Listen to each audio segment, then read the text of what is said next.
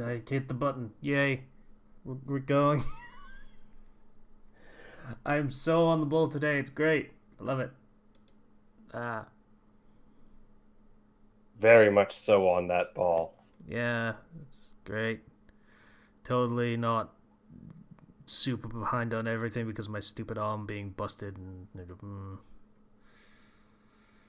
Mm. Still not feeling any better? It's better. It's definitely getting better. And the elbow brace while I sleep has helped, even if I end up taking it off halfway through my sleeping. But yeah, it's still a little not great. Makes it hard to get things done. My microphone seems a little quiet for some reason. I don't know. We're Yeah, super you, on the you ball seem. today. We're doing everything properly. This is time for the mic check while we're in the middle of recording. Mic check. 1, 2. Move my mic closer to my mouth. Have that better sound. Yeah, that'd be good. Hang on. Let me just. Going down on my chair. That phrasing. Going down. Bringing my chair down so that I'm closer to the microphone because the desk was like a few feet below me.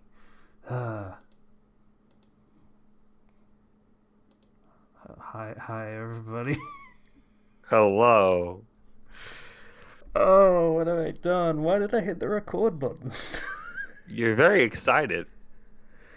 Oh, usually we go anime and then we immediately like have things to talk about to segue into doing the podcast, and that happens. But this time I'm just like, fuck it, hit the button, go. And yeah, it's going Well, great. I didn't watch the anime because I was busy playing Tales of Arise.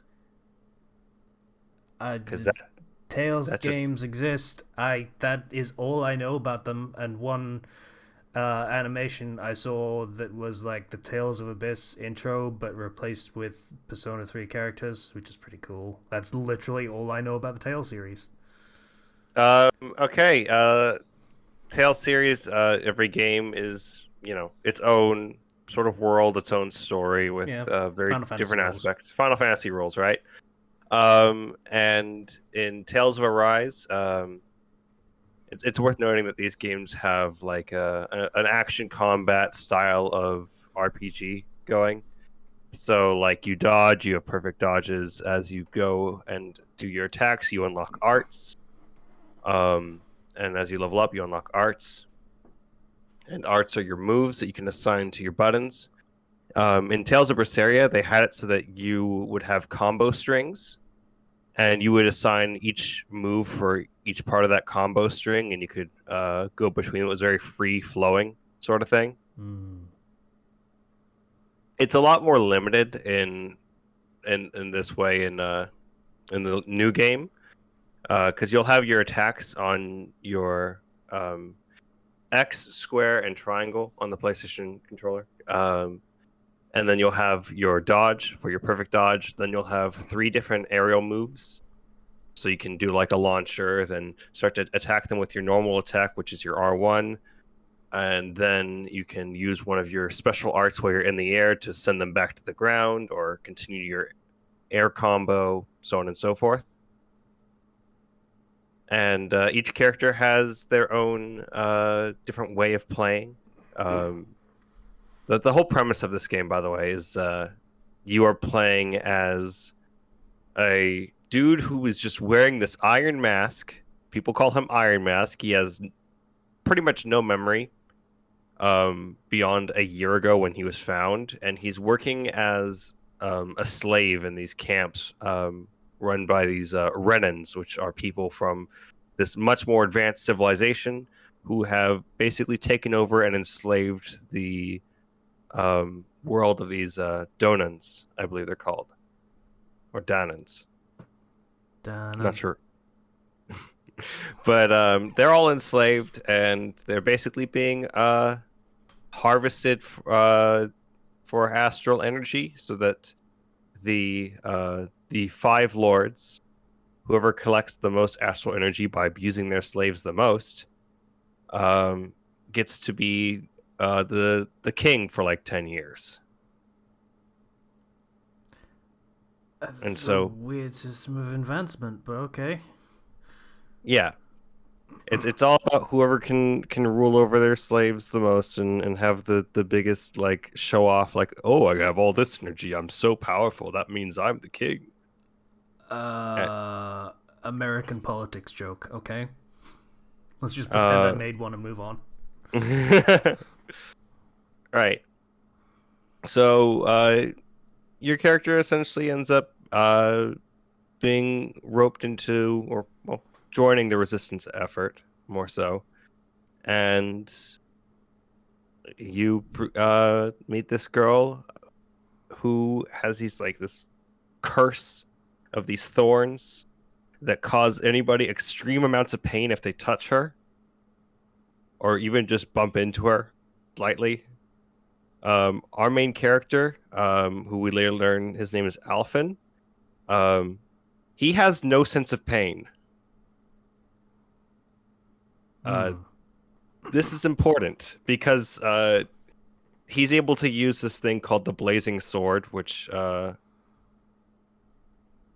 our main heroine possesses because she has a master core, which are the things that use to collect the energy from the slaves, and she wants to use that to strike down the other lords. So he can grab that blazing sword and do a big swing and cause a whole huge amount of destruction, and also pretty much destroy his arm in the process. But it's okay because he doesn't feel pain.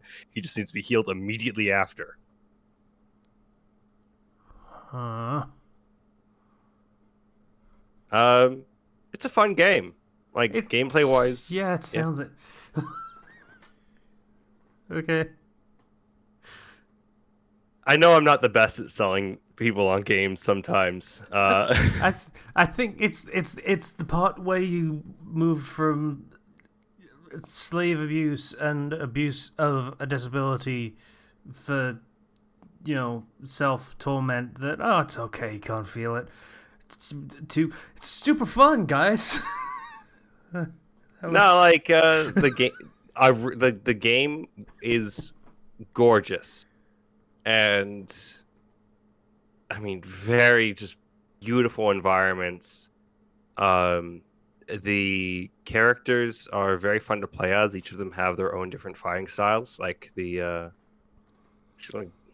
need to get their names in front of me because I've been playing this game and I don't have all of their names. Because there is so far. There's Fiery Deku. okay. There is Stabby female Jesus, kind of because of the thorns thing, but not really. And who All else? right, Shion is the girl that you meet in the beginning. She's very cold and standoffish, but she has a mission to kill these lords. She uses this big sniper rifle as well as bombs, and she's your healer. I really appreciate her style of gameplay. I'm just gonna stand back and I'm gonna shoot while Alphen goes in and goes full melee character action mode, and meanwhile throwing bombs and stuff.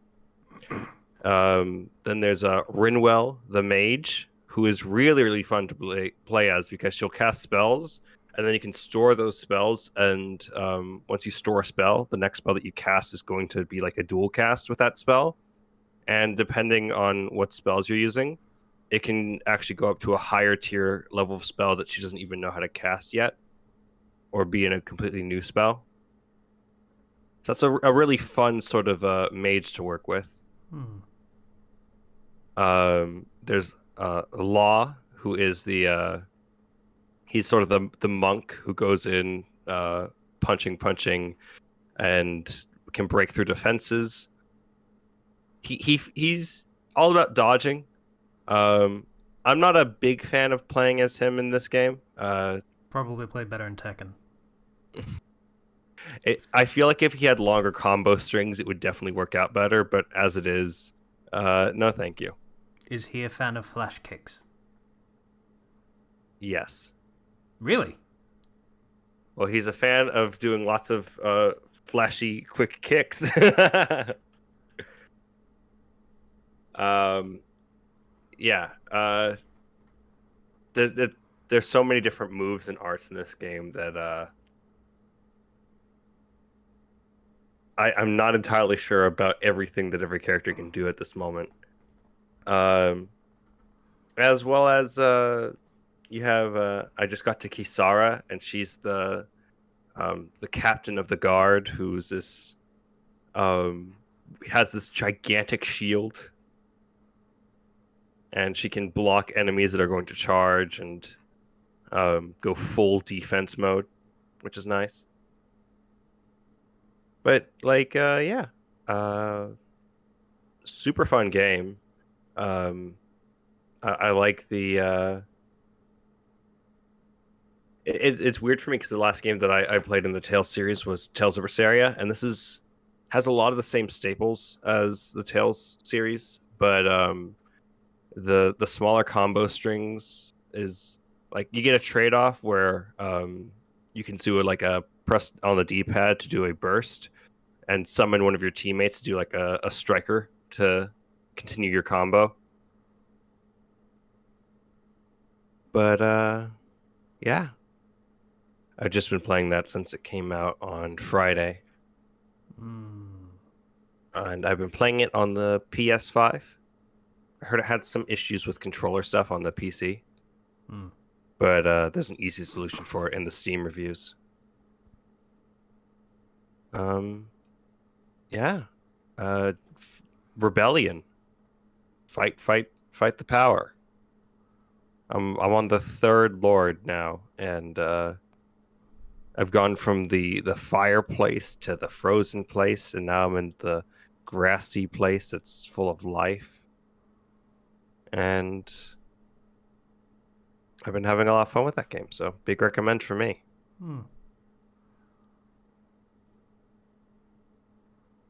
Sorry, I took the lead. It's just you seemed like you were struggling. I feel like I still don't know anything about the Tales of series. It's just a bunch of fantasy stories that take place in different worlds that have like character action style combat. Yeah, I mean, you say character action, and I think of Devil May Cry, so I feel like there's a bit of a disconnect there. It's probably not that. I say character action style. It's not going to be as in depth as a Devil May Cry necessarily, but you'll have your different moves that you can do and that you'll unlock and that you can select and change up your move list. You'll have perfect dodges that you can then have counterattacks. You'll have, aerial combos, air dashes. Later on, I think some characters get double jumps as well. Like, it's a combo based RPG. Okay. I do not think it will go on my personal list of games that I need to play, that I will never play, but yeah, okay. Yeah. If I recommend check out a trailer or two if just to anybody who's listening, if this interests you. You've probably heard a lot about this. They've been doing a lot of advertising. And I was really itching for a Tales of game after Berseria. So it's a weird series in terms of marketing. It feels like, because every now and again I will hear Tales of such and such is a game that exists, but I will never get like confronted by a trailer at any point. Like, even when I was in my biggest gonna watch every E3 presentation and all that stuff, it just never came up. Like, it felt like it never came up. It might have done, and it might have just slipped right off my fucking brain, but it's just I don't remember ever actually seeing the games at any point. So I guess it's, I would have to fix that before I would render judgment of any kind. yeah, it's weird that you say that, because this has been probably the most. They had trailers at E3, I think, during the I want to say the Xbox or the Square Enix things. Well, that's the thing. I did not pay attention this year, so. Yeah. Well, it's been getting a lot of push, and understandably so. It's a very good game.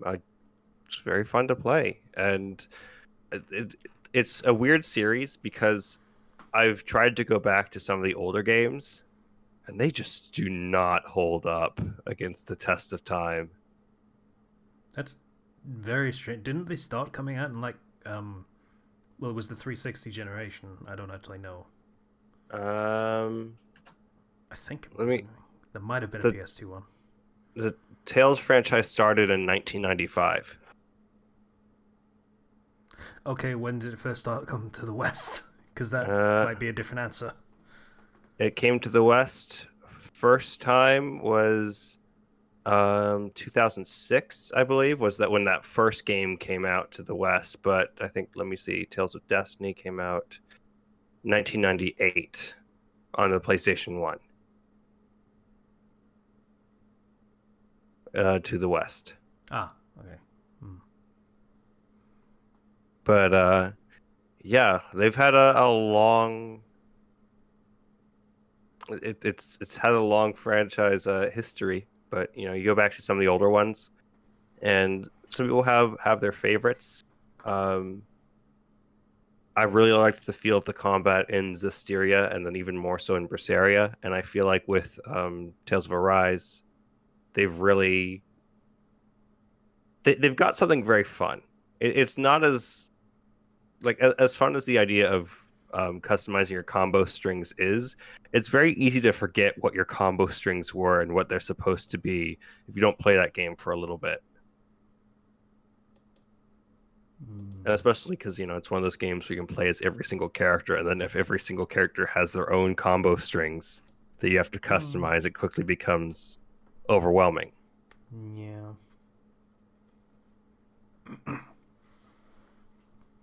But yeah, check it out. See if it interests you. If not, oh well. There's one thing I don't like about the game, and that is it is aggressive about pushing. Hey, did you know there's DLC?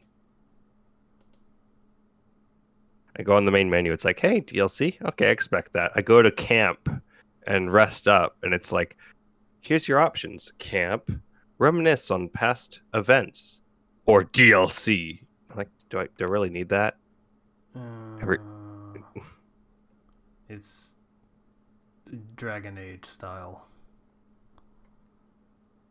Yeah, I'm not a fan of that decision. I think that's a mistake, but I mean, I can ignore that because of just how good the game is and how pretty it is. I I like how it's, hey, you can stop at camp and there's an option to reminisce on past events, so it's like actually um what's the fucking word? The thing that you want games to be. Investing, something like that. Immersive, that's it. Immersive, yeah. Yeah. Where, you say things in terms of like how it would be in the world, so you don't say fucking watch old cutscenes, you say reminisce on past events, but then also there's a giant sign saying fucking DLC. That's Yeah. funny to me. Like, Yeah. fucking what are you doing? But don't you want that to get your DLC swimsuit costumes for your entire cast? I mean, yes, but Actually, you know what? I'm getting invested in this game. I might actually buy a costume set at one point. But that's only because I like this game and I'm probably going to play it a lot. But yeah, that was definitely very fun. I guess for the rest of my week, it's Not been a huge weeks this week. There was the they did the Marvel What If with the Marvel Zombies. Yeah, that was a thing that I saw via a meme where it was like steamed hams. So that was. Hmm. But yeah, apparently Marvel did a zombies episode of their What If series. Mm-hmm. Okay, like I haven't seen it obviously because I haven't seen any of them yet. But was it any good? I enjoyed it. Eh, I enjoyed it with the amount of joy that I have at watching anything zombie related. Which is, you know what? That's dumb, fun. dumb, stupid fun. Yeah. Yeah, that's fun. I'm not gonna think too hard about how this happened.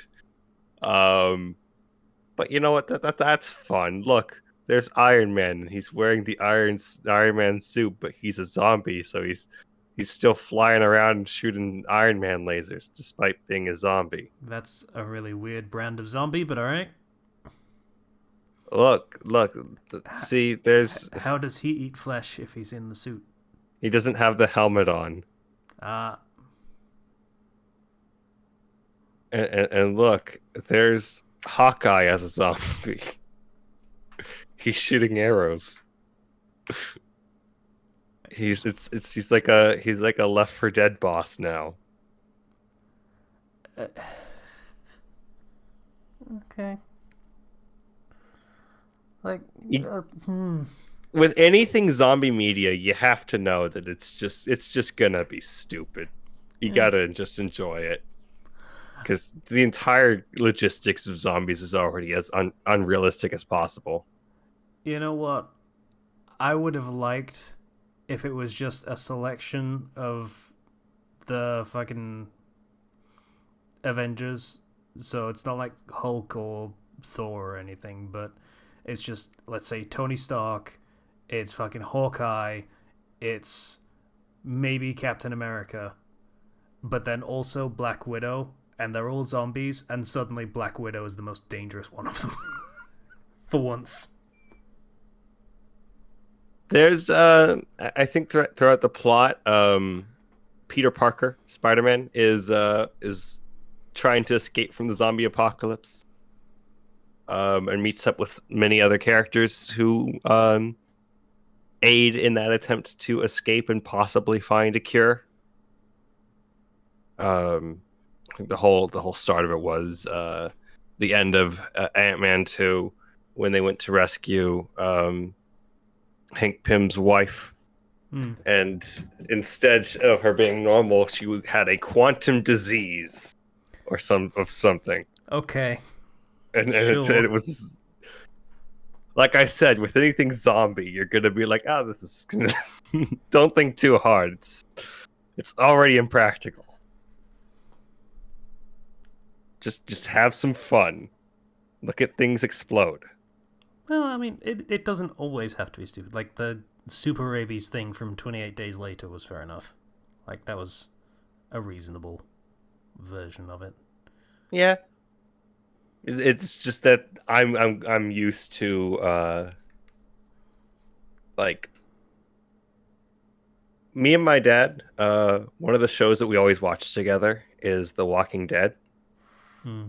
and I can tell you right now, the writing in that show over the years,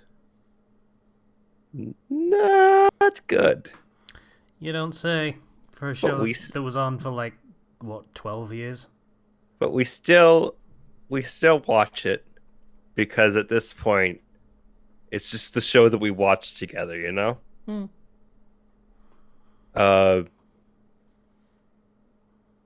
and a lot of zombie stuff for the most part, because my dad is a huge fan of all zombie movies and everything, so anytime something zombie comes out, you can bet he's going to watch it and invite all of my family to go along with him, right?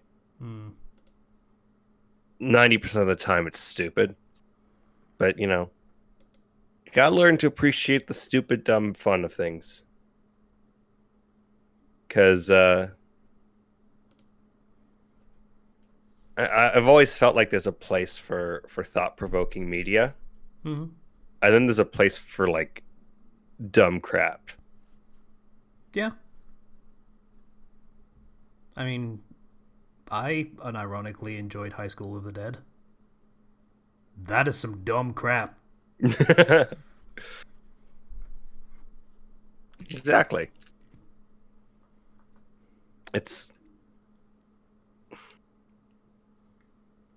zombies have stopped being pretty much scary at this point. Yeah. Gosh, The Walking Dead is in a really weird spot because they've really screwed up um, in one of the earlier seasons and diverged way too hard from the original source material of the comic books.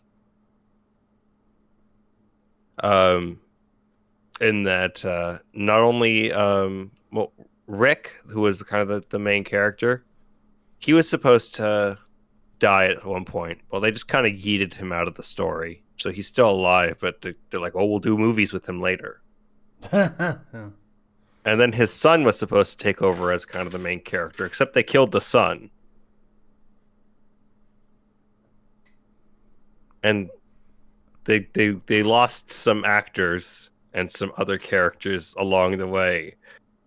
And now they're just kind of trying to make it to a final season. With just like, oh, this is our new threat, the Reapers. And I look, have to it's a ask, bunch. Yeah, what is the actual plot through line of the show? Because I know, like, in, I want to say the second season, they took a run at the characters trying to start building a home of sorts. And people fucking hated it because nothing happened in those episodes, is my understanding. yeah. And then that fell apart because zombies. And then the same thing happened a couple more times. Do they ever actually, like, what I would like to see for a zombie series is for them actually to start getting their feet under them, kind of thing, That's where they actually start to build a home and almost sort of rebuild society a little bit. that's And what happened. that's what a thing that happens in the show, and they actually succeed to an extent. They succeed. They build their own home. There's several communities that have cropped up, and they trade between them. Although they've faced numerous threats against that safety and stability, and that's the plot right now. Okay, that actually sounds more. I should have given The Walking Dead a little more credit because that actually sounds mildly interesting. They Assuming went the writing through was good. they went through a miserable time with the whole Negan arc, where he's just like, all right, well, you guys now work for me. I'm going to be taking a huge portion of what you have, and it was just kind of misery porn for like a few seasons. Oh, And then they sorted that out, and they got back up on their feet. And then they were like, oh, this is our new threat, the Whisperers. They blend in with the zombies, and they kind of steer the herds of zombies. And then they're like, okay, no, we got we're now getting our teeth kicked in by these people because they have so many zombies they can throw down to destroy our settlement.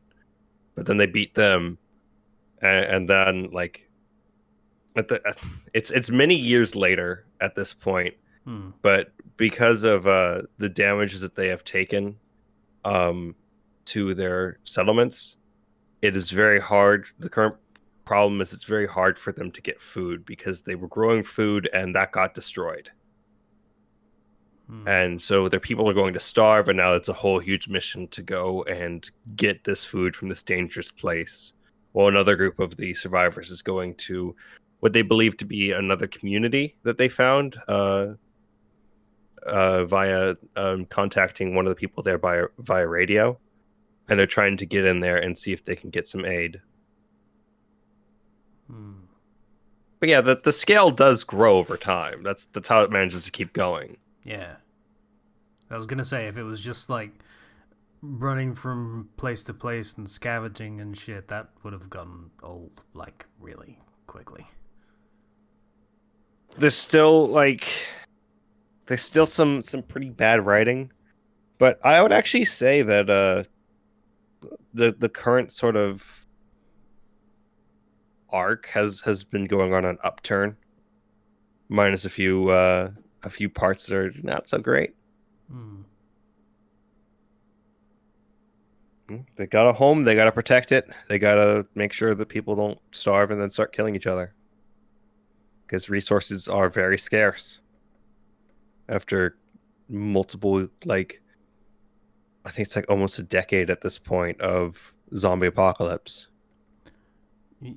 Yeah, that starts running into the other problem of, hey, shouldn't the zombies just, like, Yes. entropy should be kicking in at this point, I would have thought. Yes, and a lot of the zombies you find, these are just not even a threat anymore.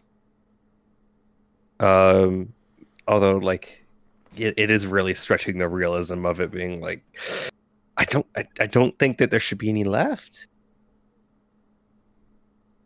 but yet there are. And I've also been noticing there's been less and less cases of it being like, oh, I got bit, and more of just somebody being swarmed by zombies, and it's like, well, guess they're dead then.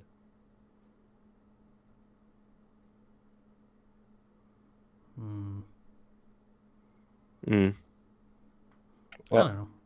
I think when it's over, I don't know whether it's even close to being over. I think it's nearing it's nearing its end. Yeah, that sounds like a show that will probably be well remembered. The warts and all. Like, we have a fairly recent example of one that won't be remembered well, or at all, seemingly. So, you know. It had, yeah, like, this has had some really rough spots, but if you've managed to hang in, it's okay. Like, it's not cataclysmically terrible. At least the story went somewhere that makes sense. Unlike other stories. Yeah, unlike other stories. Man. I'm going to put a challenge to you. Can you even remember the fucking, what was it? Season 3 of Game of Thrones with the Red Wedding and everything? Yeah. The absolute furor of, I'm probably pronouncing that word wrong and saying another word, of, like, reactions and, like literal reactions videos of people reacting to that scene. Yeah. And there was just the term, like, after that, the term Red Wedding became a lot more common in our vernacular. Yeah, it became a thing. It became a cultural touchstone, which is not a thing that a lot of shows can claim. Like, I'm trying to think of shows that actually had that much of an impactful moment. It's weird.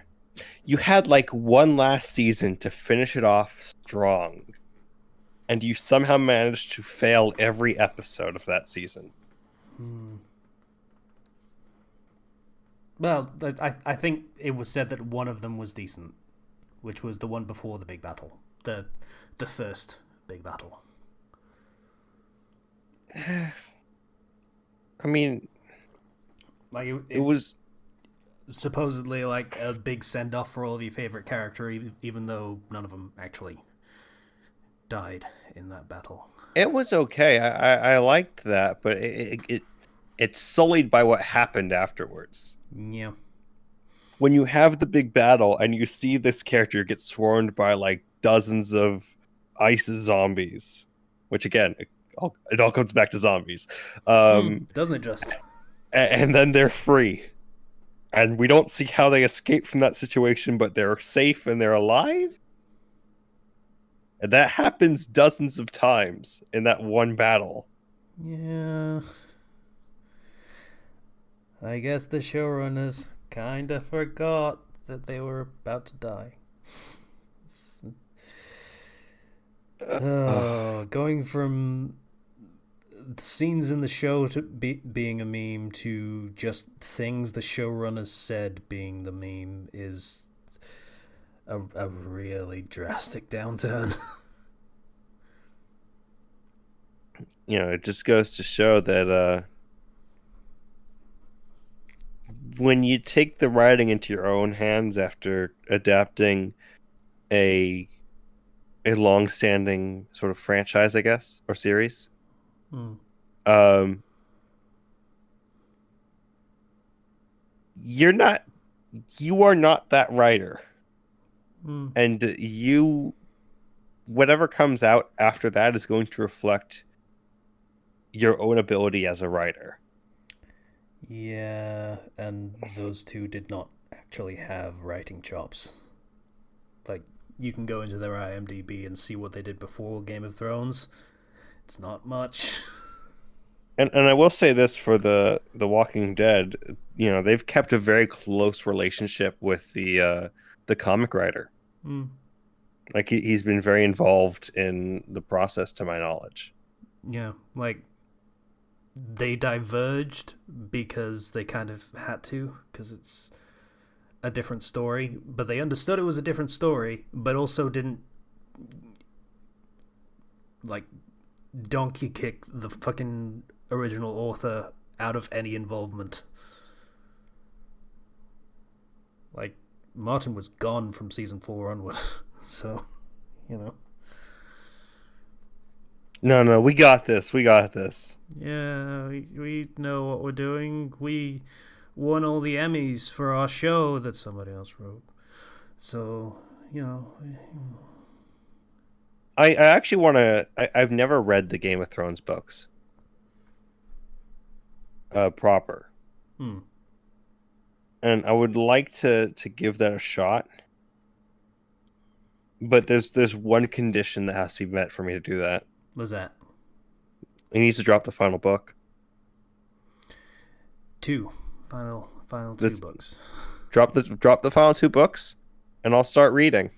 But I'm not going to get myself invested in that and suffer. Yeah, there are so many plot elements that are just not in the show at all, which, stands to the point of what I said earlier, which was that it was a different show, different series, different story at that point. I think I just saw lately that the show WandaVision got like 2 Emmys. Yeah, it doesn't surprise me. One was for costume design, which, you know what, fair. Yeah, they had pretty good costume design of that. Like I say, that show was critic bait because it was all, well, not all, but it was a lot of send-ups of old shows. So,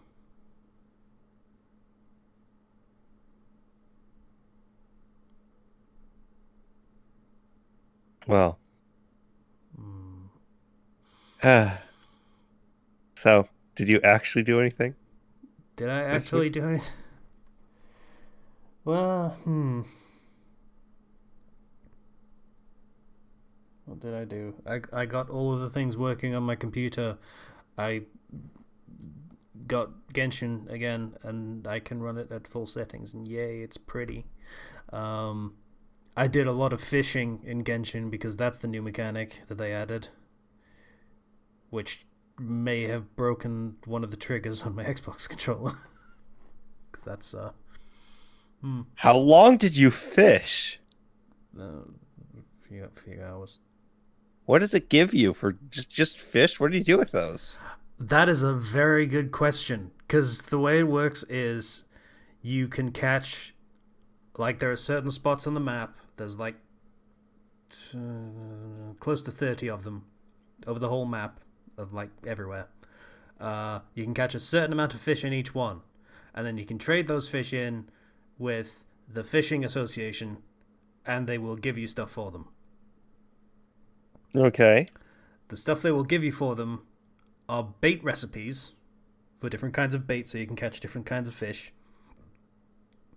and a single fishing rod in each region that makes it easier to catch fish in that region. So wait, are you catching fish to make it easier to catch fish? Yeah, that's what it seems like. Yep. Because I know that there's like there's a whole cooking mechanic in Genshin. There is, yes, you can turn the fish that you catch into regular fish, which is just fish as an ingredient for cooking. Wait, that's it? Yeah. But you could also just buy 10 fish at 2 different shops. Because I was thinking fish. I was thinking maybe catching like a special fish where like I use like a special recipe and make something that is significantly more powerful, or I don't know, but there is a fishing event currently running, which lets you get, general event rewards, like character improvement materials and weapon improvement materials and gems for the gacha. Mm-hmm. And I think you can get a couple of purple rarity weapons from that. Mm-hmm. But outside of that event, pretty much no. It seems like you can just fish for fish, and then you fish for the sake of fishing. Then trade in those fish so you can get things to let you get more fish, and then you fish and fish. You don't even get like experience or anything. There's achievements related to it, so you can get like 100 gems total. Yeah. And so this prompted you to fish for multiple hours and harmed the trigger on your Xbox controller? I was having fun until it started hurting my finger.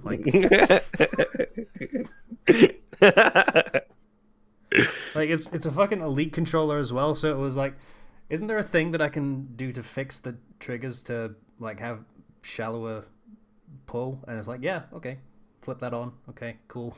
I now barely have to touch the trigger to get it to go. Awesome. That's a thing I've never felt the need to use before. Helps when you're fishing for multiple hours. Yeah. Like, it was legitimately hurting my hand, so yeah, I guess. Oh, what a waste of time. I don't even know why. It was the new shiny. And, You've had it rephrased now so that you can understand what you did. Yeah. You know what? You had fun. I wouldn't call it a waste of time if you were having fun doing it. Yeah, I guess. That's what we play games for anyway, not for materials. We play games for fun. Yeah. What else did I do? Not especially much, to be honest. Like I say, I was setting up the computer, putting all the new stuff on it, so that's cool. Waiting for my arm to not hurt.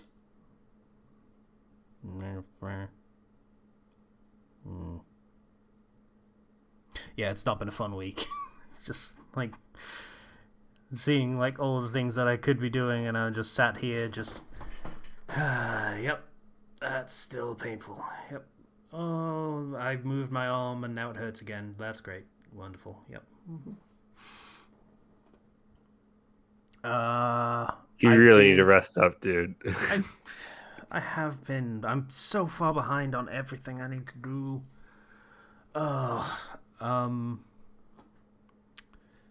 I did, while I was trying to rest my arm, watch highlights of someone else playing Genshin and getting into that, and that was fun, seeing their reaction to it.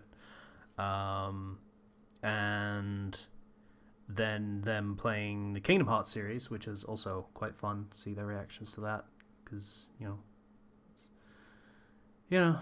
when you don't really have much to do and you decide you don't want to do anything like watch TV or scripted shows that are actually intentionally entertaining, like, what the fuck am I doing with my life? Oh, Christ. Why are you listening to this podcast, audience? What's wrong with you? It's okay. Sometimes you go down the hole if you want to listen to people's reactions or watch people play games. You Watch could be streams or watching stuff like that. Marvel Zombies right now, audience. Why are you here? It's significantly more brain dead than what you were watching. So yeah. Uh, Well, Casey, why are you here? Why am I here? just to Why suffer. is you here? Why is Slicer not here? Most importantly, why is Kenshi not here? Okay, well that's. Thanks for that. Uh, Because so, he busy.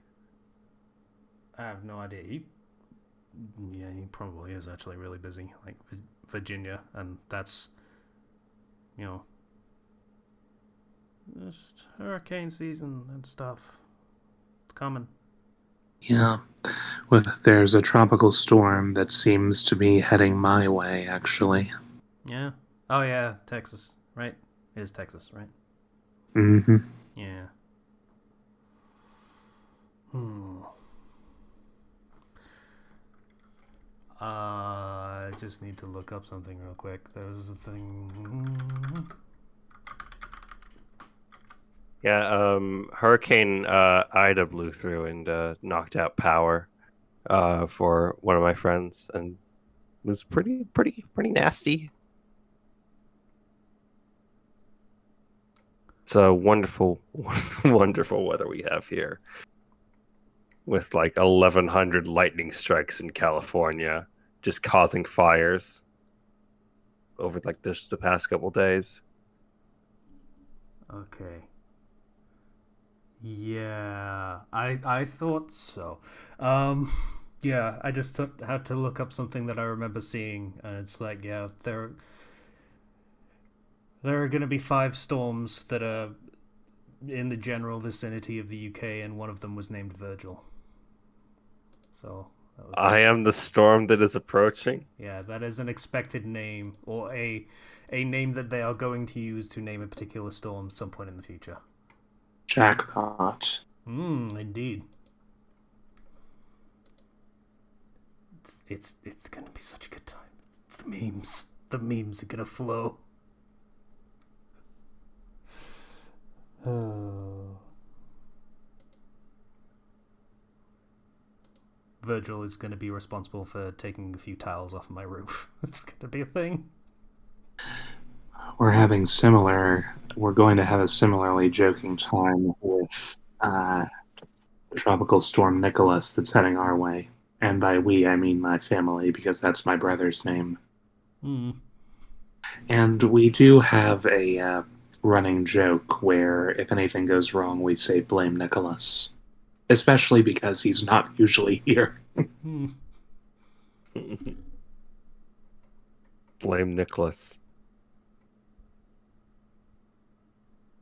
Ah, so Casey, Yeah. been playing that FGO event. Yeah. Yeah, it's lotto season, so It's good to know that I never have to really deal with this shit anymore. Like yeah, this is not a thing I have to worry about going forward now that I've done this as thoroughly as I have. yeah, no, like congrats, big ups on that. Fully ascending your characters, so now you're not gonna have to go so hard in the future. Yep. I will have a storage of 40 of the statues each at most. That's all I'll care about. So like new servant can just go and it's done. See, that's a good feeling. I'm not quite there yet, Yeah. but you know, I'm just working on it. Hmm. I didn't go into this lotto with a lot of those lovely apples that give you more AP to farm more. Hmm. I went in with like 30 of them. Yeah, that's not gonna get you very far. I've cleared like 80 boxes, Hmm. which hey, considering what I went in with, that's pretty good. Hmm. But I also wasn't in a huge rush. I just want to have enough for Rin in space. Yeah. freaking there's another lotto for Christmas, so there's no need to go super ham. Yeah, I mean, in that sense, like, if you have to choose, if you have like so few apples, and it's better to just pick one and just go hard on that one, because with drops and everything means you can get a higher total and farm more and get more out of it. I was also recently alerted to the reality that the character known as Da Vinci Lily has two traits about her that I actually rather prize. The first one is that she is technically a robot girl. This was brought up to me, and I'm like, you know what? Okay, I didn't quite realize that. Technically, yes. I mean, the other she's artificial, but I don't think she's a robot. Yes, she is. She's not a homunculus, which means she is mechanical in nature.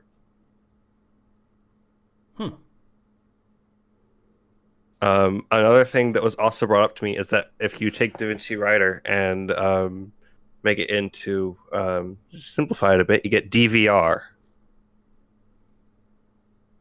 Now, this is important for one reason, and that is that Rin Tosaka does not know how to work a DVR.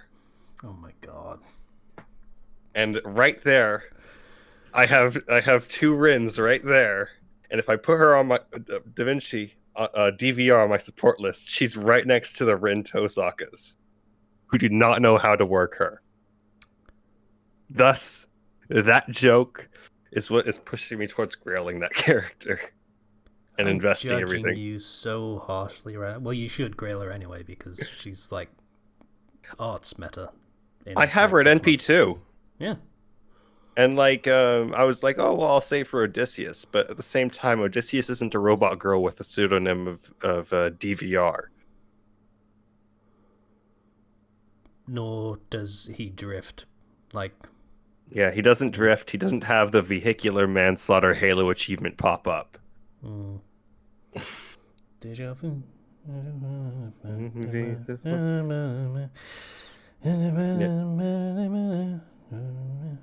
So that was the decision that may have been made. It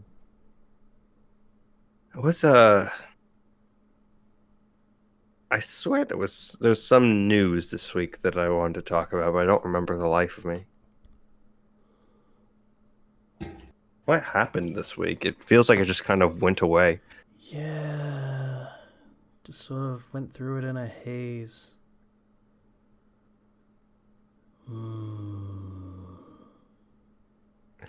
It's like, oh well, it's September now, going through our week, and then it just kind of. Oh yeah, there was a PS5 showcase. Yeah, the trailers and shit. Yes. Yeah. Okay. Yeah. All right, we got it back. Yeah, we both got there at the same time. Yeah, I was like, there was a thing that I was really excited about. It was like a bunch of. I can't play. All right, tell me about it. Yeah. Okay. So we got Spider-Man 2, like an actual 2 instead of Miles Morales, which is seeming more and more like they just kind of shit it out with the same engine. That was a nice side game. Yeah, it probably should have been cheaper.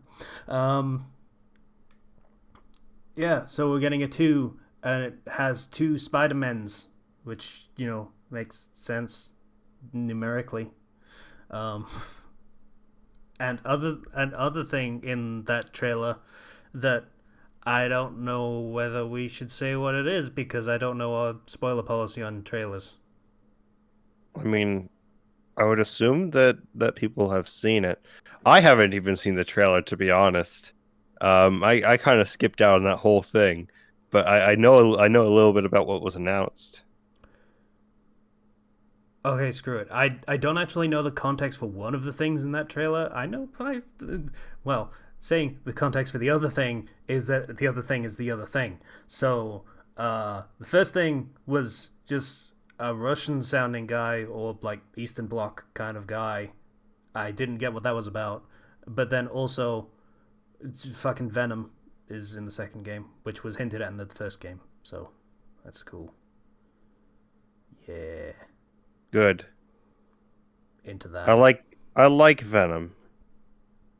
Mm. Yeah. I wish you could play as Venom, like an Ultimate Spider-Man. Yeah. I'm kind of wondering what they're gonna do with that specifically because of how they ended the first game. I do remember, like, in the first game with like the second radioactive spider and it was crawling on Mary Jane. I was like, oh, that'd be really cool if they actually just give her spider powers and bring that whole independent and action reporter Mary Jane thing to a greater height and actually, okay, let's actually try something with this and do something new. They didn't, but they did kind of hint that they're going to for Venom, because that symbiote was in a place that had nothing to do with Peter at the time. Yes, it was, and certainly interesting place.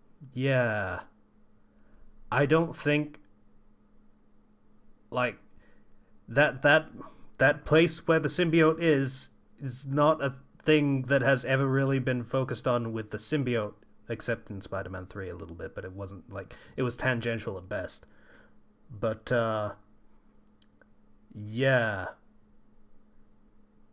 Okay, let's beat around the bush a little bit less. It's hinting that Venom is going to be a very different, it's going to be part of a different character, which is interesting, and I hope they actually pull the trigger on that. Yeah, I know we have if you want your traditional Venom, we have not exactly your traditional, but we do have an Eddie Brock Venom in the Venom movie, which is getting its sequel with Carnage. So use the game to do something different. Yeah. Or if you want an alternative Eddie Brock Venom, then you could watch Spider-Man 3.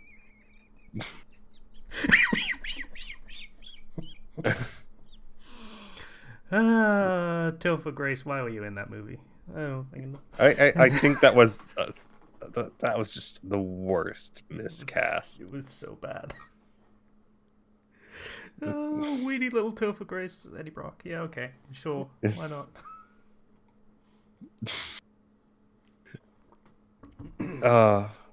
That just it makes me sad, but also like Studio mandates.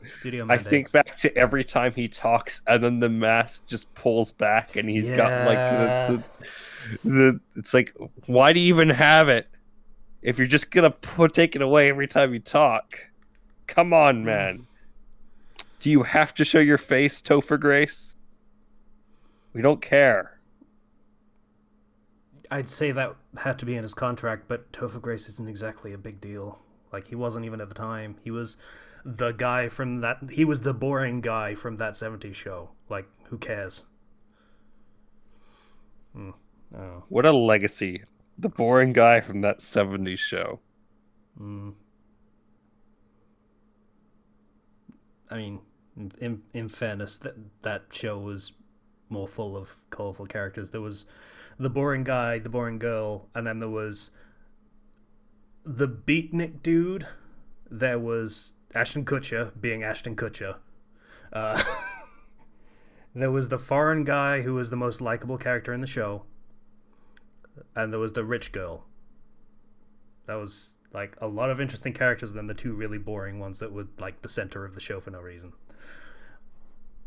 Anyway, video games. Other PS5 things is... We definitely can't talk about the God of War trailer. Like, hot damn is that thing full of spoilers. I didn't see the trailer, so thank you for telling me that. All I saw was the picture of Thor on Twitter. And people being like, he looks like he's built like a strong man. And me being like, yeah, I agree. That is he has proportions that are built for function, not necessarily form. This is also the type of guy who would drink the ocean. Yeah. Yeah, they got a guy who has a pretty extensive television career to play Thor. Like, he was in pretty much all of Sons of Anarchy, to my understanding. Good. Yeah, like he's been in a lot of shows, and he's been a series regular on a lot of shows. So he is very experienced.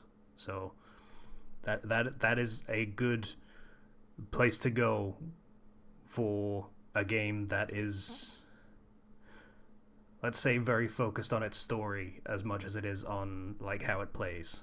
Like, that whole thing is really important to what God of War has become since the 2018 game. So I'm glad to see that. And Boy's voice has completely broken, so he has teenage boy voice now. Oh, good. Yeah. It was in the middle of breaking in the first game. Like, there were parts where he was pretty clearly trying to make his voice sound like it did before it broke. Which, it happens. Thanks, Atreus. Child actors, it happens.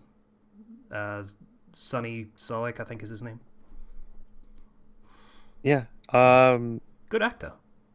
Hard to find good kid actors. So, It is. It's so hard. Yeah. But good actor. I'm really excited for the new God of War. I just spent so much money on a new computer, and now I need to get a PS5. God damn it. Well, I knew it was going to happen, but still. The solution there is to own a PS5. And adjust. I remember like trying to get a PS5 was the worst thing. Oh yeah, I remember your story at the time. Because I followed multiple like Twitters of like, let me know when it's around, and then I had to literally just spam the buy and the refresh until like it said, oh no, it's all sold out, and I kept doing it, and I think somebody canceled an order, and I was able to just barely get in and grab one. Like, the bots are so aggressive, you can't win against them. You would think they would kind of give up at this point. Like, it's, when did the PS5 come out? More? I don't even know. Like last year. Yeah. Like, it's been a full year. If people still aren't buying from the scalpers, like, fucking stop, dude. You have run out of customer base. People aren't willing to pay that price, so give up. But don't you understand? You could just get a PS5 right now if you spend $1,000. Yeah. If people weren't going to spend that a year ago when it first came out, when the demand for the console at all and willingness to pay exorbitant prices is at its highest, you are not going to shift those things at that price now. It's not going to happen. Like, even after all these trailers dropped, it's not the same.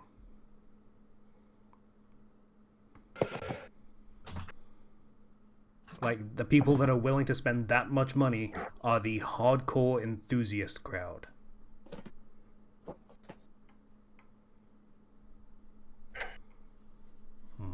Anyway. Apparently, according to this article I found, despite PlayStation 5 stock levels not keeping up with demand and the console remaining difficult to buy, resale prices are quickly falling. Yeah. Yeah. So everything, there's like a 30% dip currently. Yep. Things starting to shake out. And people are quickly starting to realize, oh, they're just not going to buy it. Go figure. And now they're trying to sell at, still prices where they can get their money back, but I get the feeling that they're not going to get any money back. Yep.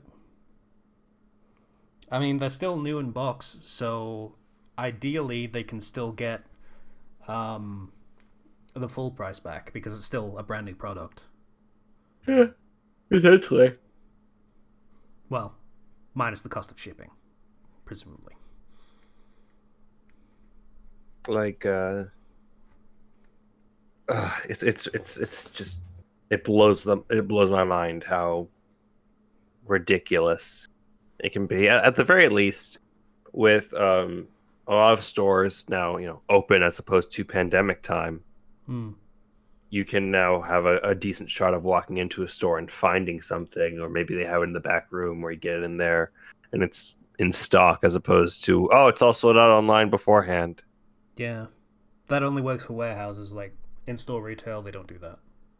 Because like, I remember when I got those Legends of the Joy-Con, and I went into Best Buy one day and I just saw they had a pair of that Joy-Con just there on the shelf, and that was something that sold out in like 10 minutes. Yeah.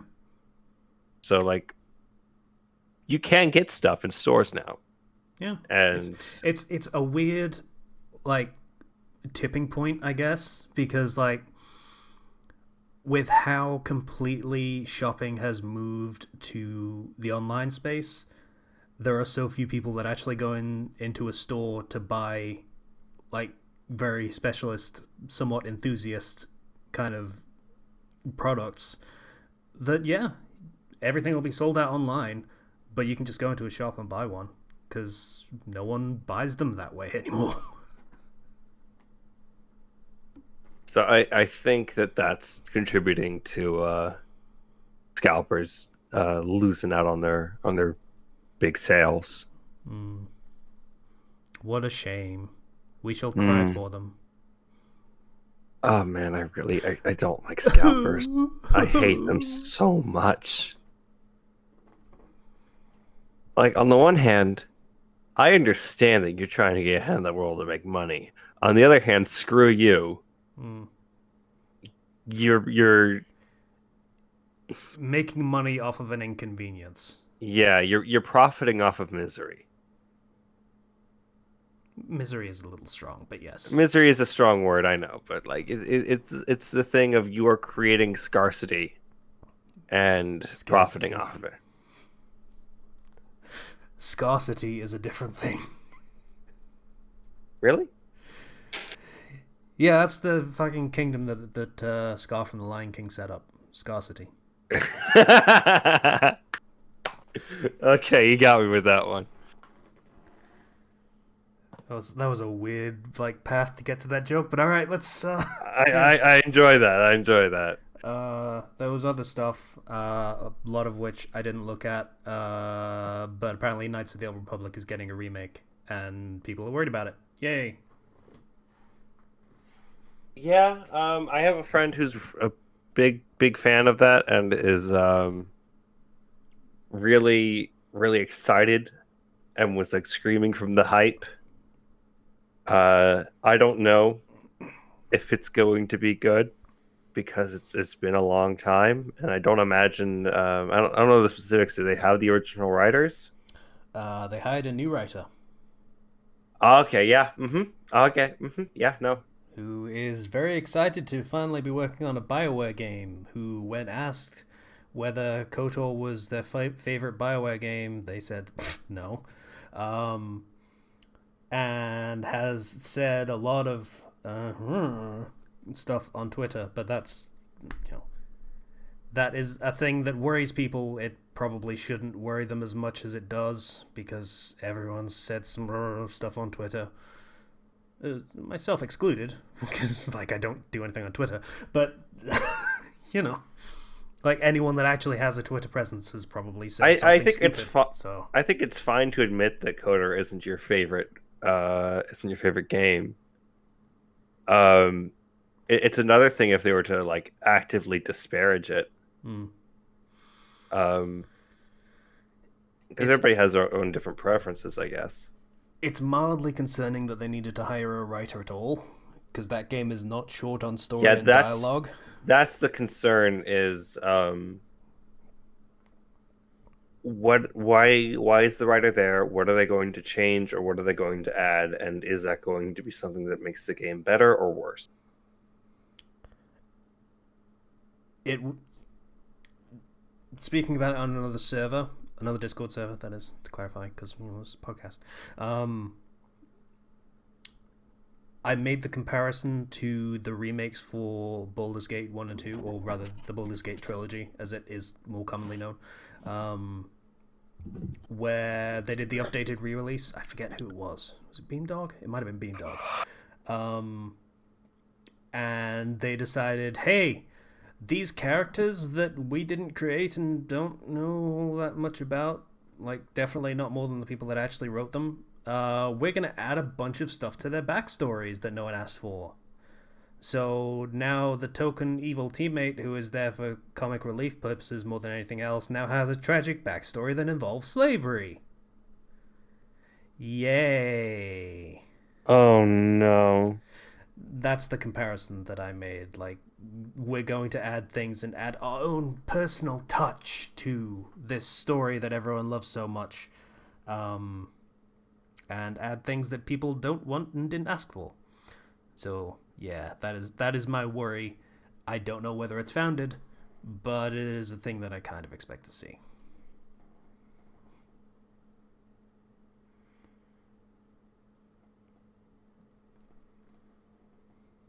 Well,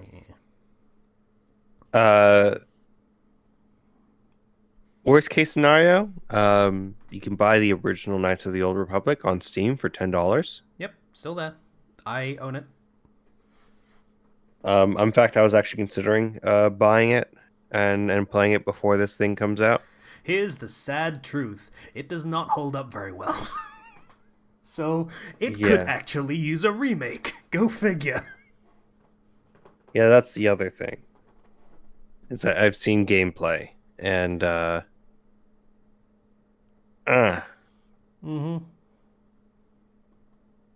something that is always really hard to deal with is that there are some games that really don't age well,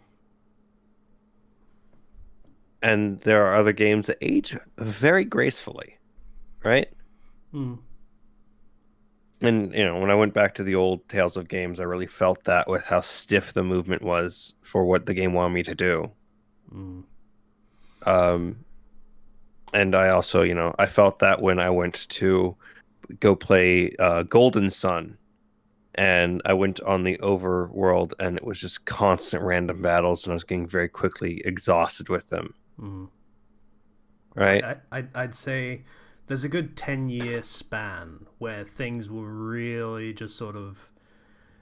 The technology went through such a pivotal moment in that span of 10 years that everyone was trying to scramble and make everything work in a way it needed to. So, like, I'd say between 96 to 2006 is where things were in really rough territory of...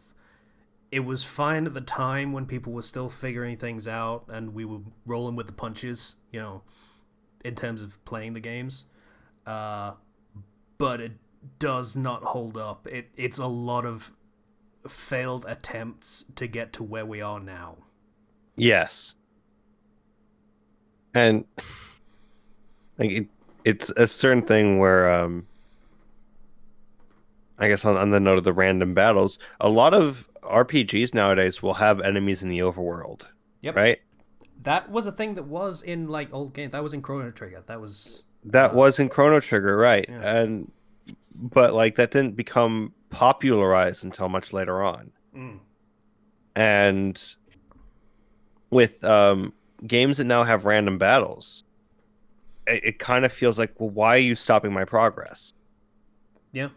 I Enchanted Arms for the Xbox 360. I was playing that because I wasn't big into JRPG, so I thought I'd try one.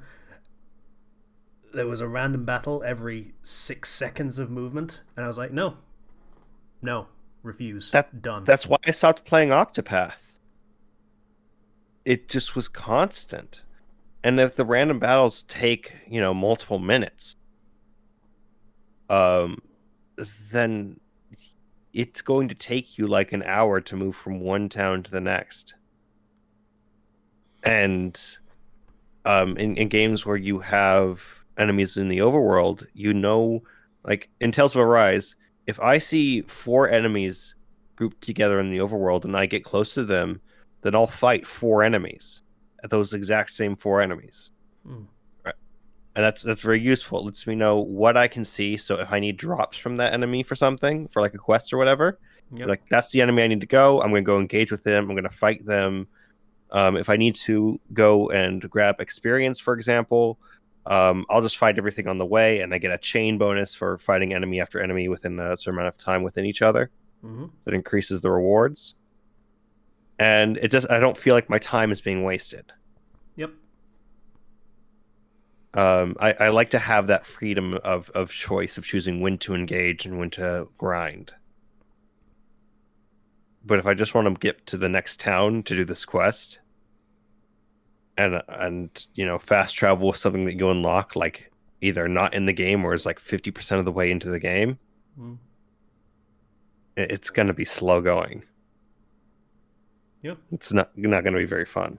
And you can make that part of the gameplay as well. Like, if the enemies are on the overworld, then you can avoid them if you are able to avoid them. Like, if you can build it into the mechanics of roaming the overworld. There are enemies that will try and chase you down if they see you. Yes. So it's a case of it becomes part of the game. You do your best to avoid them so you don't have to fight them, and that becomes a gameplay feature in itself, trying to avoid battles.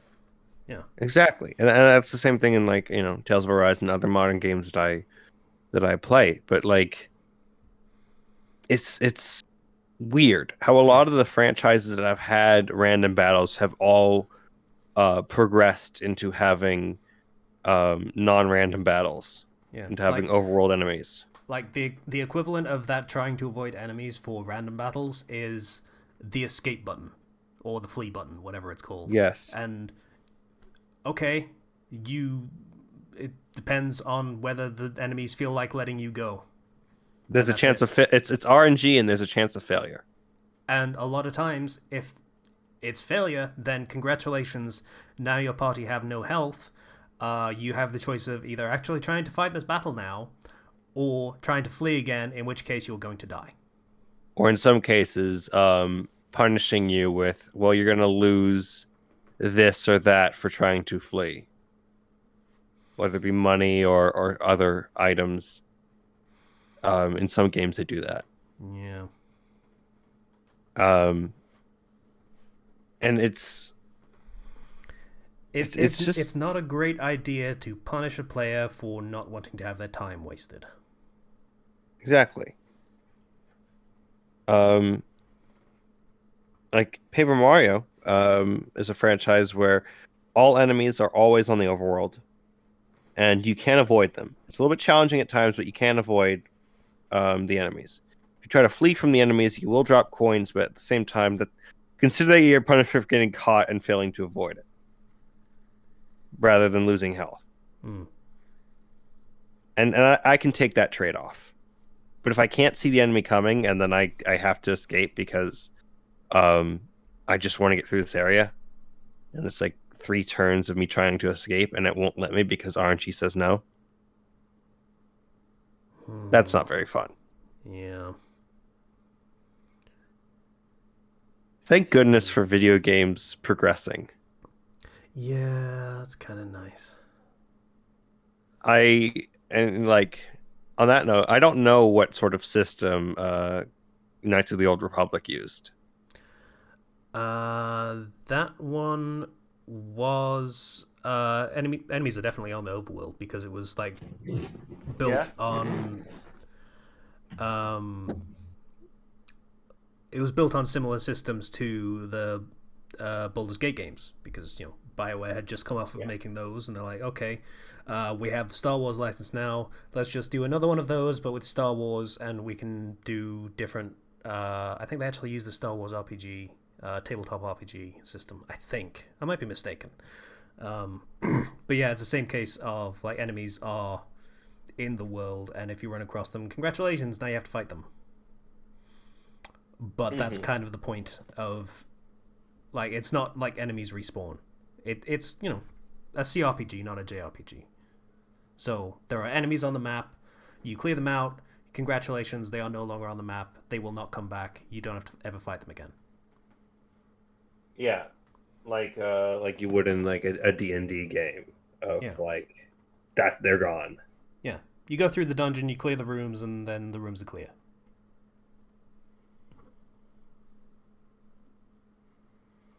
That seems okay. I feel like though the age issue is probably in the mechanics and the menus and the UI. Absolutely is. Yeah. It is a clunky game. Because like I say, it was a bridge between how they used to do it, which was, you know, Baldur's Gate, Icewind Dale, where that was, for a first attempt, it was really good at what it was trying to do. And then they wanted to make it fully 3D, so a lot of the shortcuts they took to make those games work very well, because it was a low budget as well at the time, because it was one of the first ones that was like that, one of those first computer RPGs where it was sort of a tactical layout and everything. And then they were trying to translate that to a 3D environment, which was not the easiest thing in the world for anyone at the time.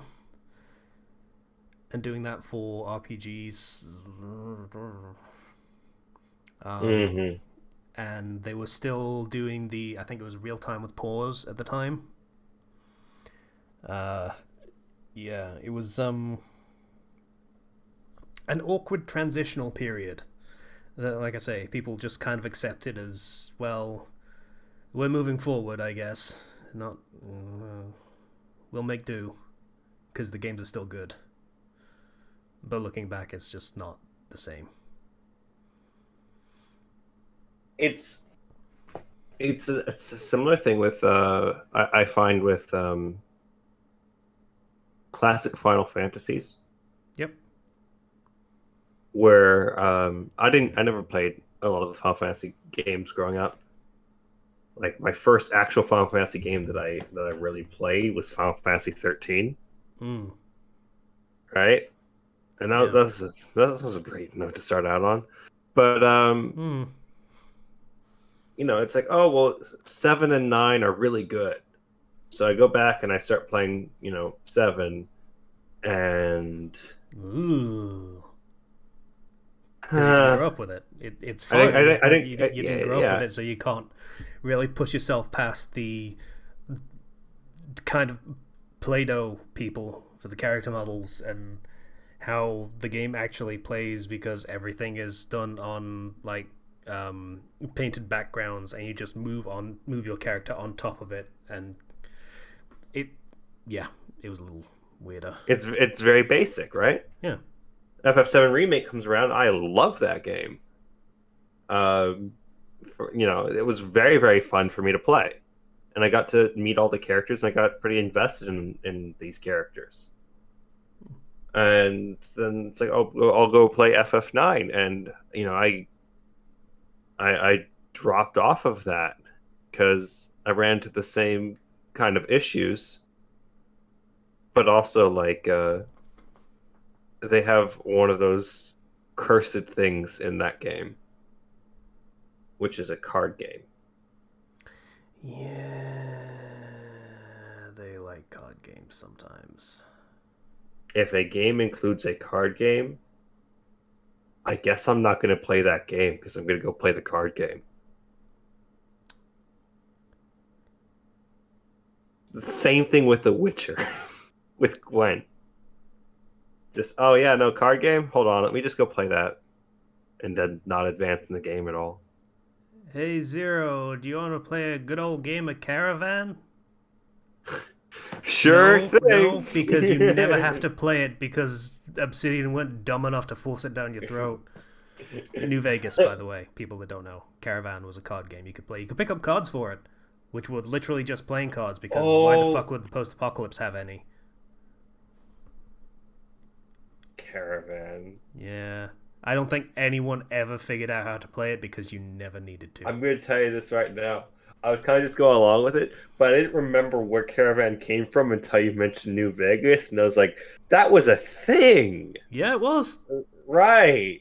You could play it against the merchant that was hiding out in Goodsprings to convince him to hang out and help against the prisoners that were attacking. Or you could just speech check him, you know. Yeah, you could play the card game where you could just not. Yeah. This is why I'm happy that with the Shovel Knight DLC, they had the whole King Knight expansion, and it was just card game.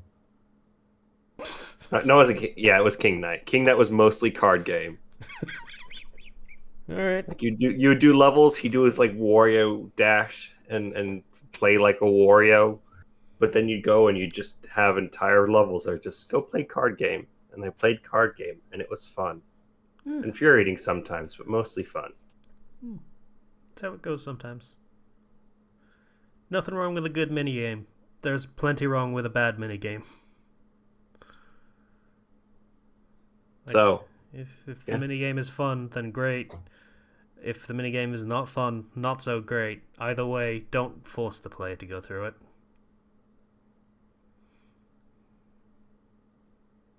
I mean, at least with the King Knight stuff, it was King Knight, King of Cards. Like that was on the tin. Yeah. Everybody knew what you were getting into with that. It's another thing if you're like, I'm going to go play this game, and it's like, well, in order to progress here, you're going to play this card game. By the way, Knights of the Old Republic has a card game. Is it good? I think it's one of those ones that people just curse the existence of, so I don't think so. Oh. I don't think you have to play it at any point, but I might be mistaken. Well, now my enthusiasm is going down. For Bear with this me. Let me look this shit up. I don't.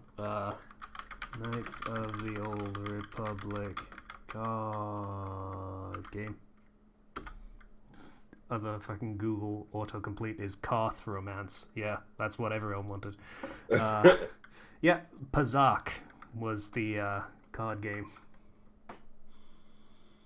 Right. Mm-hmm. Goals. I found this. Goal is to come closest to 20 without going. This is. It's pretty straightforward. It's just 21, only 20. It's just 21, but one less. Yeah. I mean, sure, I do remember playing it now. Now that I've actually looked it up. I could play that, sure. Yeah. I'm reasonably good at that game. But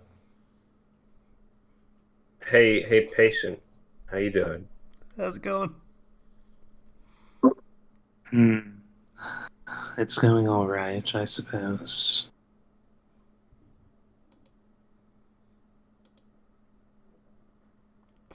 Good input. Sorry, me and Zero have been chattering for like over an hour. So hey, sorry. It's not like I've been here listening the whole time. No worries, I'm fine being quiet. How's your week? Well, it was another fine week at work. Just open to close, running the teller line myself. No lunch break. And I had to work Saturday too. But I did have Monday off with pay thanks to Labor Day, so it wasn't horrible. But put it in perspective. I got Monday off. I still worked for more than 40 hours this week.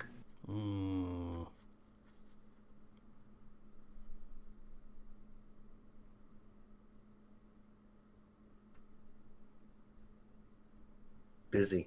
But my new promotion and my new raise have taken effect, which means that this coming Friday I'm going to be getting what is Without exaggeration, probably the biggest paycheck of my life. Oh, nice. Money is a passable salve to many wounds. Yeah, yeah, it is. Plus, I spent last week and the week before that doing some training, and I'm going to keep doing training this week. One of the trainees working under me is a really fast learner to the point that I might be able to get her to be independent a couple of days early. And if that happens, lunch breaks will be available again. Yay! So that'll be. Okay, let's make this fun. What should be on the lunch menu for you? Well, that's hard to say because I'm a little bit strapped for cash at the moment. Crackers it is. Cheese and crackers, I do like that. Yes. That is actually pretty good, yeah. There's nothing wrong with that. Yeah.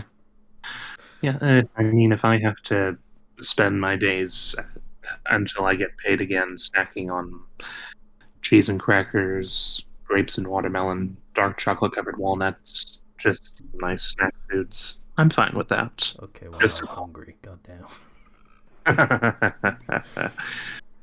I'm gonna have a tri-tip for dinner and shrimp and ribs.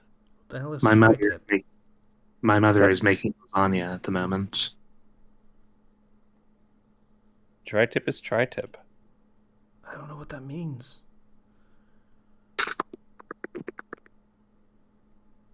It's a cut of beef. Oh, no, not steak, but yeah, some kind of beef. Also called Newport steak, Santa Maria steak, triangle tip, and triangle steak.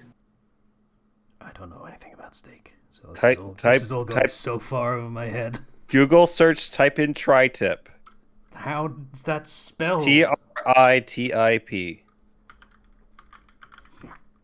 Tri-tip. A triangular cut of beef from the bottom sirloin subprimal cut weighs about 5 pounds. The precise origin of the name tri-tip for this cut of beef is unclear. I would call this beef. I would call this beef and just be done with it. Holy shit, I don't care. Tri-tip, it's good. You're not a connoisseur, but we can't all not be connoisseurs, sir. How many negatives was that? That was like 6. Basically, it's a very yummy cut of beef. Okay, I will take your word for it. I'm not big on like.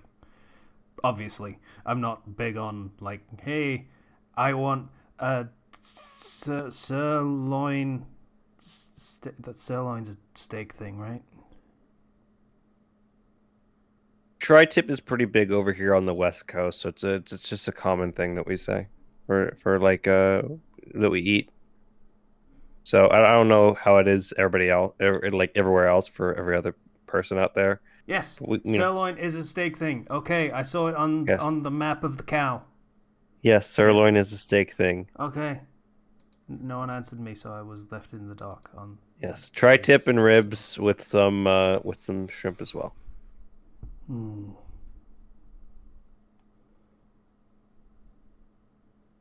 on scampi. We spent the last 5 minutes talking about like cow and the first mention of seafood. I'm like, I want seafood. That tells you all you need to know about my opinion on cow. Like burgers, yes, I don't care about anything else. Mincemeat, maybe.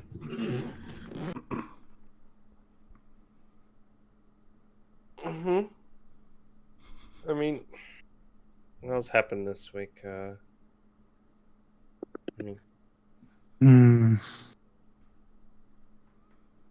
Well, we're working. We're still working on our chapter for this Bites. We are planning to publish it exactly a week from today. we've almost got the rough draft finished, so we'll probably spend the next week just polishing what we have to do. Also, today's Sunday, to clarify, because, I really... There is a better than zero chance that this episode is going to come out exactly 1 week from today. All right. Today is Sunday, September 12th. Yes. We're posting September 19th. Yeah, okay. Also, Yeah, it's that day. Yeah. anyway, besides that, I've been trying to work. I'm a bit frustrated, honestly. Just a little bit. You know the fanfiction Justice, the One Piece and Justice League crossover? No. No, I do Well, not. You are seriously missing out. It's very well written. It's the DCAU Justice League. Hang on a sec. I'll have it here in a moment. And got it. Yes. Send it this way. The premise is that the Straw Hats, the New World Straw Hats, including, spoiler alert, Jinbei, are somehow sent to the world of the Justice League. Relatively early on in the world of the Justice League. And, well, obviously, their first and biggest priority is to get back home. So they are forced to find a way to adjust in the world.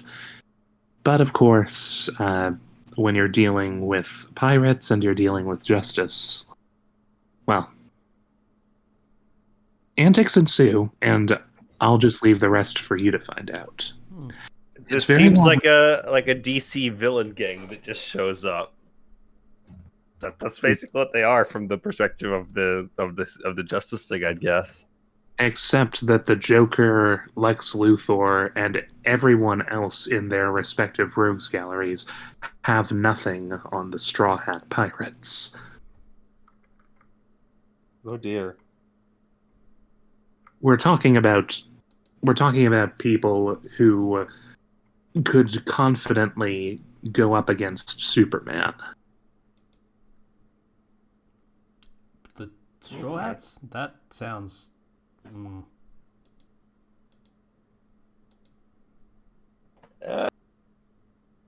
Bit of a stretch. I mean, I'm not... Is that a pun? What? Stretch. Was that a pun? Yeah, yeah. I think that was. Anyway, just read it for yourself and find out. It was just updated again earlier today, actually, which I'm a bit upset about. I was trying to do an omake. I'm working on it right now, but it's still struggling to take form. It's basically, you know that it's just one part of the DC animated universe that incorporates Batman the Animated Series, Superman the Animated Series, Batman Beyond in the future, and also a little-known show called Static Shock. Yeah, Static. Justice League. Yep. It's also on that list. Well, obvious, I thought that much went without saying. Well, we're listing the shows. Anyway, I'm basically trying to do an omake with Static Shock, just showing the Straw Hats ending up in Dakota for various reasons, and I have a few plot points that I'd like to go over there. The chiefest of which being, are either of you familiar with Static Shock? Yes. Vaguely. Then perhaps you recall the villain Hotstreak. You know, just a kid angry at the world, lashing out with fire powers. Yeah, I remember him.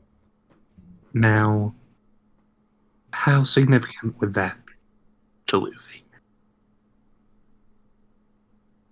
Oh, right. Yeah, that makes sense. Yeah. Mm-hmm. I'm planning to leave it mostly ambiguous there, but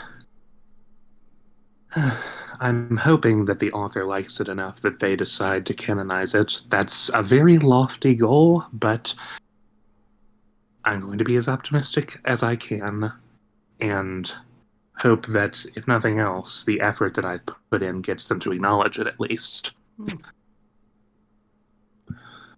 mean, you are a good writer, so it's like, yeah, they'll almost certainly acknowledge it, but it canonizing it tends to be a question of more whether that could conceivably fit within the plot that they have in mind. Yes, and obviously I'm taking that into account. Hmm.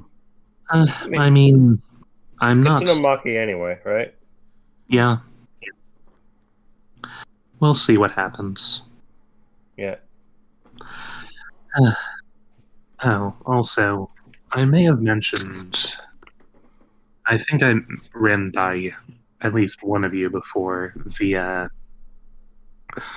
Pokemon self-insert fan fiction that I had ideas for. It's Yes. just been, it's just been a little bit of a slow, Mhm. slow process getting it into an actually presentable form, but I found a good way to spark my inspiration. Oh. Yes.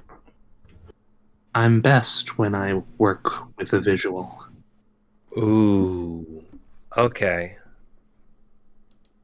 I like that visual. We see it's dark, it's night.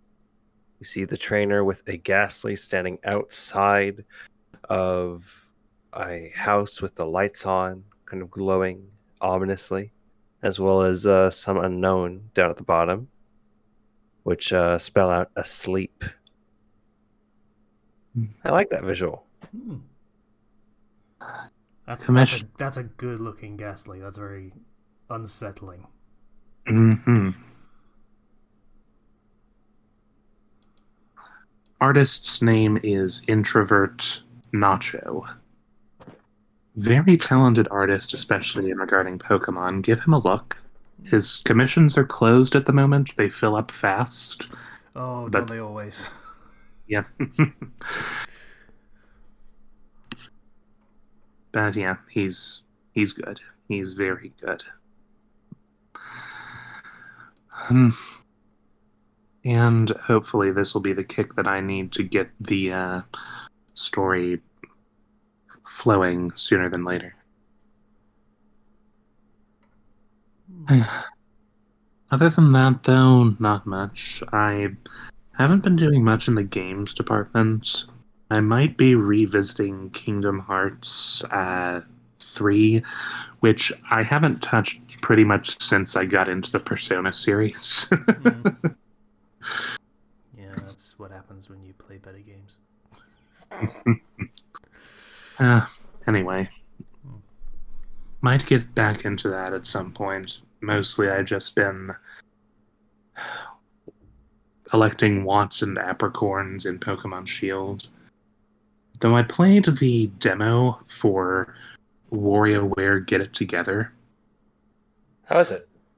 It's great. I mean, WarioWare, I don't want to say it's one of my favorite franchises, but it's definitely one that's always reliable to give me a fun time whenever I play it. Oh, So I love WarioWare. it's a great franchise. It's a great series. It's a lot of fun. And the demo alone, they didn't put much in the demo, and at the same time, they put a lot into the demo. I'm still not sure if the full game is worth $50, but it's definitely not out of the question for me to buy it. I'm probably going to not buy it right now. I might just put that on a like, hey, get me that for Christmas, parents list. But if I do buy it, I'm gonna be buying it for the sake of playing it with friends. Well, of course, that's the biggest.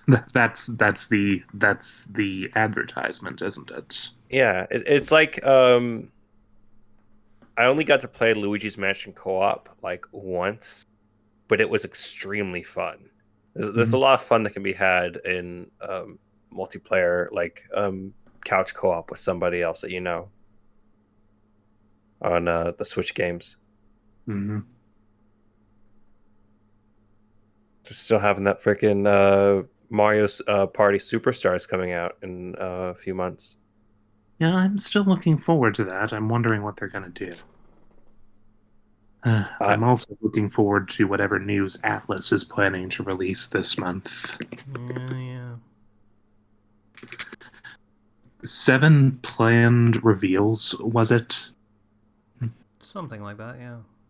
So I'm quite eager about it. You don't seem to be, Casey. I don't think it's going to be as incredible as people are expecting. I think it's going to be a queue, probably. Another queue. And a fighting game. That's what I think are going to be the big ones. And there's going to be some other stuff that is kind of perfunctory and not that important. Probably another one of their live concerts, which, in fairness, I enjoy. Like, I unfortunately lost it in switching over computers, so I'll have to see if I can find that again. But I did have one that was a rip from YouTube. Yeah, so those are fun, but it's not like, oh, it's gonna be like 7 games or anything like that.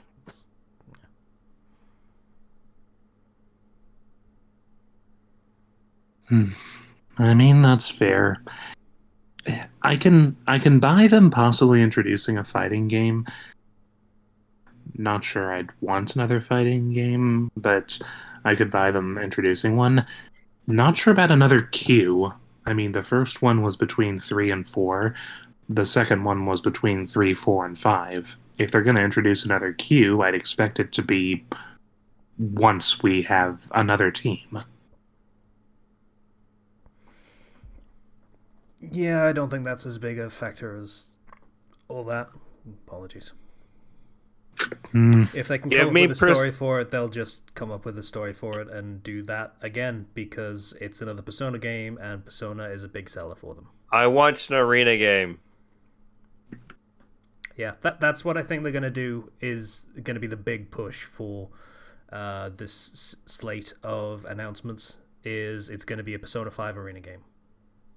I would gladly play a Persona 5 arena game. I love the style of fighting in the Persona 4 arena games. So I would gladly take a Persona 5 arena and play the crap out of that. DLC for Strikers is also a thing I could see. What kind of DLC for Strikers? No idea. Have not actually played it, but I could see them doing it. I don't know. You haven't played Strikers?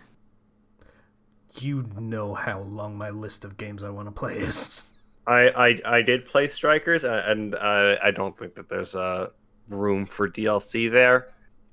And considering how they didn't mention any plans, and it's been a while now since it released in Japan, I'm going to say that's a rather unlikely. Fair enough. Because it came out like several months later to the US, but it came out a long time ago in Japan, and just nothing there. Maybe it'll be the fabled release that people have been asking for since the original game was announced. Persona 5 on Switch. Oh. I thought you were going to say a Persona 5 racing game. I'd play that. Okay, I'd play that. Yeah, I'd play it too. I'd also like to see if maybe they decide to go back and remake Persona 1 and 2. I would also be good for that. I wouldn't.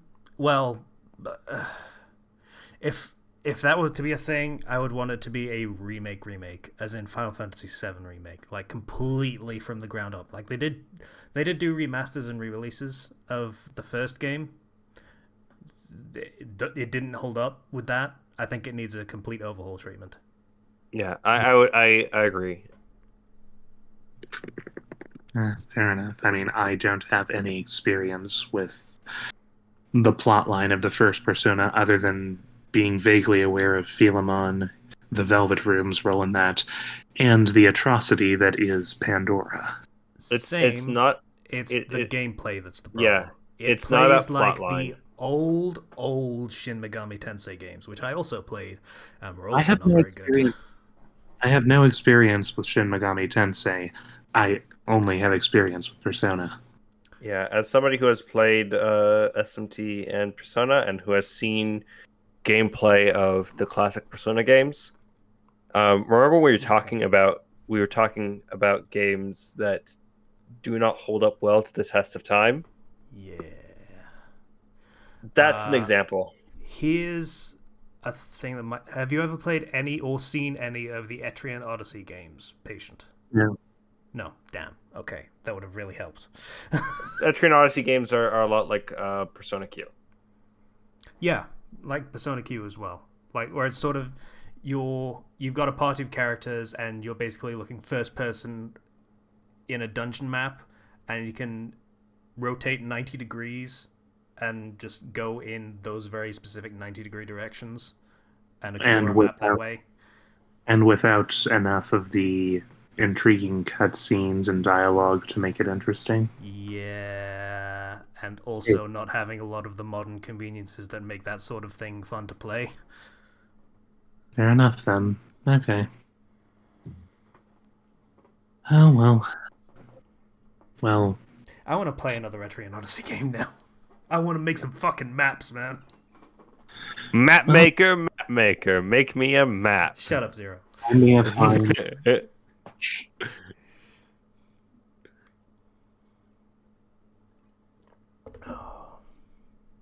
Yeah, I actually do want to play some Etrian Odyssey right now. Or the other one that was kind of like Etrian Odyssey. Is Rune Factory, I think it was, maybe? I don't know. I aside from that, there is one other major thing that I've been doing, but it's for a close friend of mine, uh, a real life friend, not met online, someone I went to high school with, Hmm. and I'm sworn to secrecy about it. Okay. So I'll just leave it at that. But it's a big thing, and it has to do with writing. That's as much as I can say. Like a personal commission. No, not a personal commission. Okay. Then I won't guess anymore. Hmm. Just so I don't force you to break your oath of silence. I will say, I just remembered some things that are happening. I've been playing in a Curse of Strahd game for like several months now, and it's going to be. I don't have a lot of experience with D&D, but my father has talked a lot about that particular setting, so I know vaguely what it is. It's a kill the vampire story. Strahd is a vampire. We do not like him. We need to kill him. And Yeah, okay. we are approaching the next session of that is going to be the final session. And my character is a paladin paladin of devotion with a very high persuasion bonus.